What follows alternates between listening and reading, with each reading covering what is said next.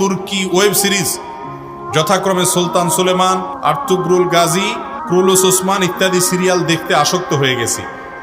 এ বিষয়ে শরীয়তের বিধান জানতে চাই। ভাইরা আমার, ইসলামের ইতিহাস জানা অনেক গুরুত্বপূর্ণ, কিন্তু ইসলামের ইতিহাস জানতে গিয়ে যদি আপনি ফিল্ম দেখতে হয়, আর সেই ফিল্মে যদি নারী পুরুষ সমান তালে অভিনয় করে এবং পর্দাহীনতা থাকে, অশ্লীলতা থাকে, সেখানে যদি মিউজিক থাকে, সেখানে যদি হারামের উপাদান থাকে এবং সেটা দেখতে গিয়ে যদি আপনাকে হারাম জিনিস অবশ্যই দেখতে হয়, অ্যাভয়েড করার সুযোগ না থাকে, তাহলে ইসলামের ইতিহাস জানার নাম করে সেরকম ফিল্ম দেখা জায়েজ হওয়ার সুযোগ নাই।